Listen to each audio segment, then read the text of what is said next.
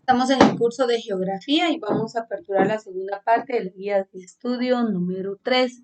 En esta guía hemos estado, bueno, aperturamos el tema de lo que es la historia. Vamos a partir de esta a ver una serie de hechos y acontecimientos históricos, los cuales pues marcan, no solamente dejan un registro de todo aquello que sucedió durante la época, sino que también marcan de una u otra manera eh, a las sociedades respecto a su cultura, a su forma de vida, a su forma de ver o interactuar con el entorno. Entonces, vamos a ver algunos acontecimientos, en qué se basaron, en qué consistió cada uno de ellos.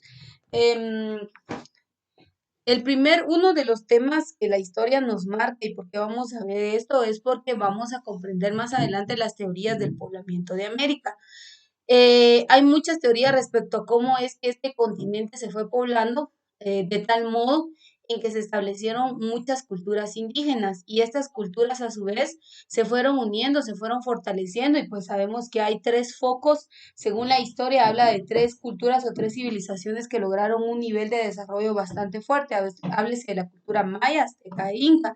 Entonces, ¿cómo llegaron a poblar el continente? ¿Cómo se establecieron? ¿Cuál era su forma de vida? ¿Sus creencias? ¿En qué estaban ellos constituidos? Entonces, antes de llegar a esa sección, hay que entender que cuando se habla de las teorías del origen de la vida, algunas de estas van a abrir paso a las teorías que se tienen respecto al poblamiento de América. En el caso del origen de la vida hay dos posiciones, la teológica y la científica. Para los que son creyentes, o somos creyentes, mejor dicho, independientemente de nuestro credo, aquí vamos a hablar, yo les dije la semana pasada, en este tema sí hay que tener una mente un poquito abierta, un criterio amplio respecto a la postura que nosotros tengamos, porque ya van a ver la posición científica. En el caso de la teológica, pues se habla de la fe, se habla de creer en que existe un Dios, que este fue el que creó el universo y todo lo que en él habita, el cual le dio vida a cada ser. Háblese de animales, plantas y sobre todo al hombre, ¿verdad? Y que él fue el que constituyó todo. Eh, Obviamente, nosotros lo creemos a través de la fe, no lo hemos visto, pero creemos.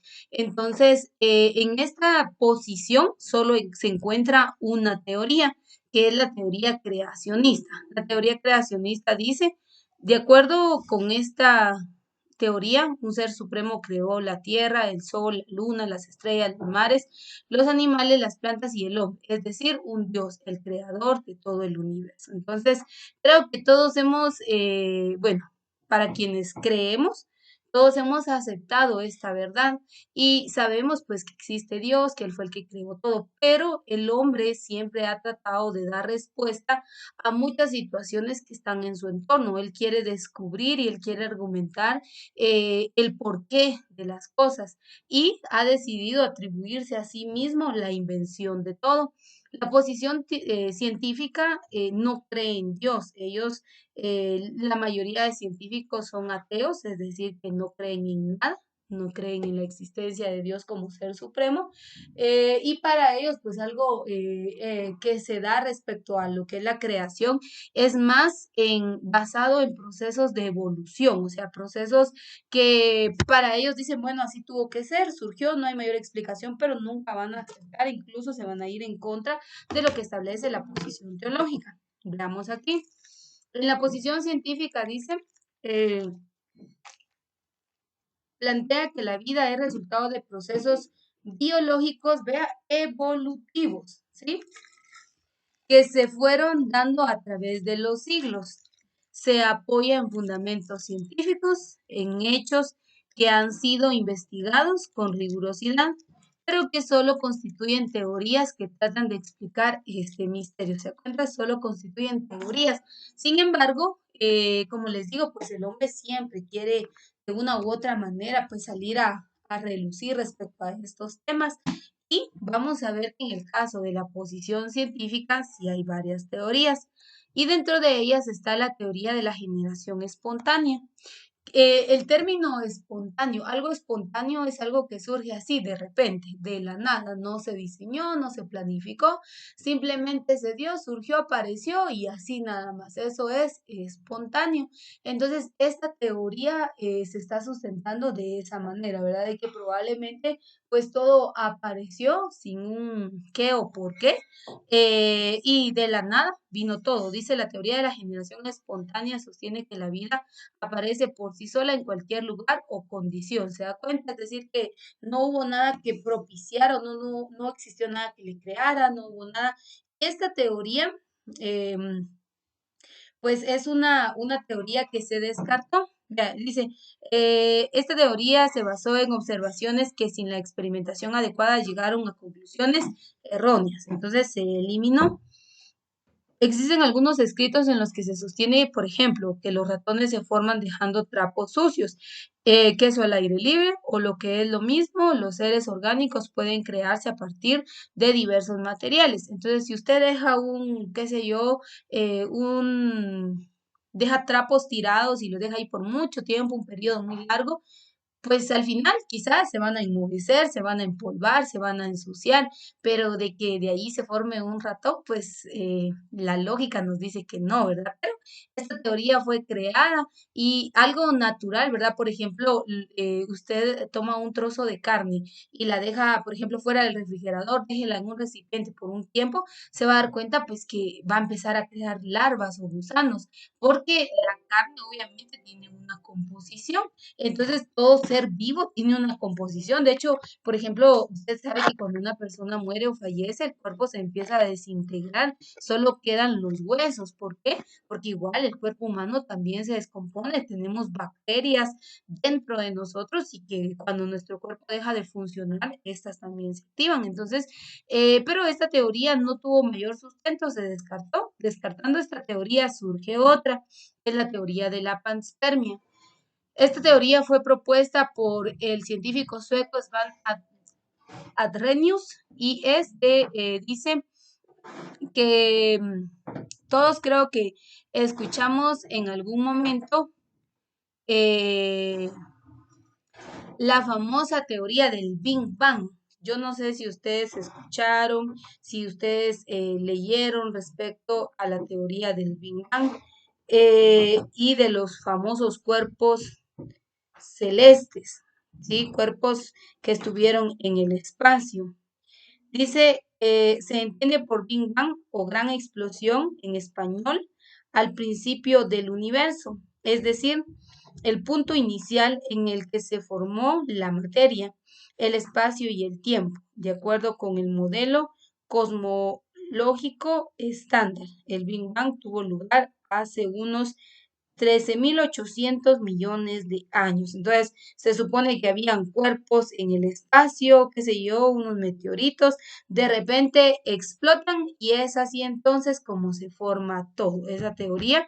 Y esta, la teoría de la panspermia, dice, es una teoría que propone que la vida puede tener su origen en cualquier parte del universo y no proceder directamente o exclusivamente de la Tierra y que probablemente la vida en la Tierra proviene del exterior y posiblemente se habría formado por su llegada en meteoritos, donde los primeros seres vivos llegaron desde el espacio hacia la Tierra. ¿Se da cuenta? Entonces, pues yo no descarto la idea, no creo ni dejo de creer, dijo alguien por ahí, pero hay muchas personas que creen en los extraterrestres, en los platillos voladores, en que vieron a tal ser. ¿Y por qué lo creen? Porque ellos están apegados a esta teoría, que es la teoría de, em, de que en el espacio hay otros seres. De hecho, ustedes han visto a través de las investigaciones, han querido determinar si en algunos otros planetas hay vida. Y Marte, el planeta Marte, ha sido un escenario clave para que ellos puedan irse a las investigaciones.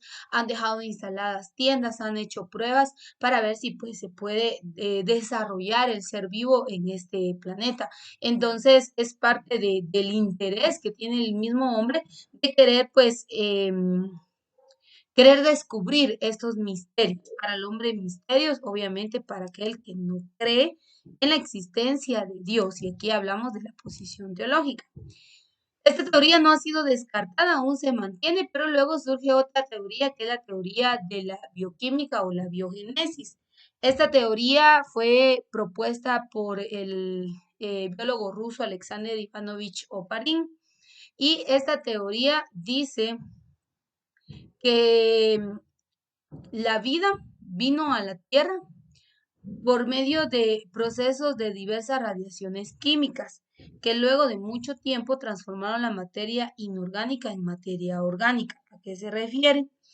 Em, la Tierra estaba compuesta por ciertos elementos, como lo es el nitrógeno, hidrógeno, metano y amoníaco. Y estos elementos se fueron como que se fueron evolucionando, pero estos elementos se llegaron a transformar. Vea, estos compuestos y elementos químicos que existían en el ambiente reaccionaron y formaron compuestos orgánicos. Entonces, sufrieron como un proceso de evolución y entonces es como se abre paso a los compuestos orgánicos como los aminoácidos debido a las radiaciones, erupciones y tormentas eléctricas. Entonces, esa energía hizo que se activaran esos elementos porque dice, habían grandes cantidades de vapor de agua, nitrógeno, hidrógeno, metano y amoníaco. Entonces, cuando entran las radiaciones, cuando hay erupciones y cuando hay tormentas eléctricas, o sea, fenómenos de la naturaleza, activan los elementos que ya se encontraban y con ellos surge la vida. Al cabo de mucho tiempo se formaron moléculas más complejas, las cuales llevaron al origen de las primeras células y con ello al origen de la vida. ¿Se da cuenta? Entonces, esta teoría es aquí donde empieza la evolución, ¿sí? En donde empiezan a decir pues, que todo se fue desarrollando, todo fue mutando, todo se fue cambiando. Los elementos que antes estaban se convirtieron en compuestos orgánicos, esos compuestos orgánicos se convirtieron en moléculas, estas moléculas también se desarrollaron y mutaron más, se unieron con otras y así fueron creando otras moléculas complejas y así sucesivamente se fue dando el desarrollo hasta llegar a la conformación de las primeras células. Al final las células también se unieron y crearon y se dio la procreación de la vida. Cuando habla de la vida, ya les dije pues que habla de todo, ¿verdad? Entonces, de todos los seres vivos, hombres, animales y plantas. Entonces, se da cuenta, pues aquí concluimos este tema, pero el punto es que comprendamos que de aquí parte lo que son los hechos y acontecimientos históricos. ¿Por qué? Recuerde que la historia es la narración de todos aquellos hechos y acontecimientos del pasado, algunos reales y otros irreales. Algo muy importante de lo que es la historia es que algunos hechos van a marcar más que otros. En el caso de este tema, que es el origen de la vida, este abre paso a poder comprender muchos aspectos culturales, de dónde vienen los hombres, por qué razón. Hoy en día nosotros vemos que hay rasgos físicos, personas con, por ejemplo, el color del cabello oscuro, otros color de cabello más claro, algunos rizado, otros liso, otros pues no se sabe qué, cuál sea la dirección, ¿verdad? El tono de la piel, unos morena, otros clara, otros incluso los ojos rasgados, algo chinaditos, otros con ojos grandes, redondos, por ejemplo, la estructura del rostro, algunos con las comisuras bien marcadas o los labios, una nariz muy pronunciada. Entonces, todos esos rasgos físicos tienen un origen, es decir, de dónde vienen. Por ejemplo, si comparamos, por ejemplo, los propios de América, América Central, comparémoslos con América del Norte. Ustedes saben que los extranjeros, hablemos de la parte norte de Estados Unidos, tienden a ser demasiado altos, de tez clara, ojos verdes, celestes, azules. Entonces, ¿por qué se dan esas diferencias? Porque hay diversidad de grupos étnicos. Entonces, para llegar a ese tema, hay que comprender diferentes teorías o posturas. Dentro de las teorías del origen de la vida, esto va a quedar mucho a criterio de nosotros, ¿verdad? Porque somos libres de pensamiento, todos tenemos un criterio respecto a esto. Entonces, el origen de la vida abre paso a, a conocer muchas cosas, porque a continuación en la guía número 4 vamos a estar hablando respecto a lo que es las teorías del poblamiento de América. cómo es que se llegó a poblar el continente. Y de hecho hay varias teorías, hay como unas 8 teorías que sustentan el poblamiento de América. Un personaje dice, América, el hombre primitivo es propio de América, es decir, que no vino de ningún otro lado, apareció en América y aquí se estableció. Pero ¿por qué dicen eso? Porque aquí también, a través de la teoría de Ivanovich Oparin, hay muchas personas que creen que son evolución del mono. Con todo respeto, y si hay alguien presente en ello, pues recuerde, no lo comparto, pero lo respeto. Hay personas que creen que proceden del mono por los estudios que se han hecho en el ámbito científico. En lo personal, yo no creo en esa teoría, ya que yo me apego a la teoría teológica o la posición creacionista.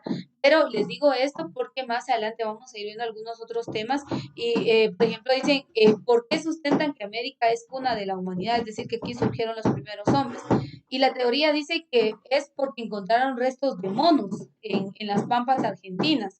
Entonces, imagínense, el hecho de encontrar, o sea, con tan solo basar su teoría con esta postura y decir que encontraron restos de animales y sustentar que provienen del mono, a mi criterio, yo no comparto esa teoría, ¿verdad? Entonces, yo creo que hay que tener una mente muy abierta porque además de ello hay otras teorías que probablemente migraron o ingresaron por el norte a través del estrecho de Bering y si no, pues que probablemente fue por el sur a través de las islas. Entonces, tenemos que comprender eso para poder llegar al punto de por qué hay una diversidad cultural, de por qué hay ciertos rasgos y características que identifican a América Central en su mayoría, porque en América, bueno, México, hoy en día México tiene algunos estados mexicanos que antes fueron de Guatemala y allí se estableció parte de la cultura maya, en su mayoría en el territorio del Petén, hoy en día algunos estados mexicanos y parte de Honduras y El Salvador. Entonces, vamos a ver que, por qué compartimos rasgos culturales en esos aspectos, ¿verdad? Entonces, son temas que vamos a ir estudiando de aquí en lo que resta del ciclo, conocer algunos hechos y acontecimientos de la historia. A veces quizá no nos gusta mucho la historia, pero recuerden el área, nosotros visitamos sitios y atractivos turísticos en los cuales pues tenemos que tener el conocimiento, ¿verdad? Ustedes de qué se dio, qué se desarrolló, qué cultura, ubicación geográfica y algo del contexto histórico. Es importante, ya que, por ejemplo, en un futuro nosotros laboremos en el ámbito turístico, el turista pues él quiere conocer sobre la historia de nuestro país. Entonces, y hay algunos sitios turísticos que son bastante emblemáticos y es importante resaltar algunos puntos, contexto histórico. Pero con esto concluimos la guía número 3.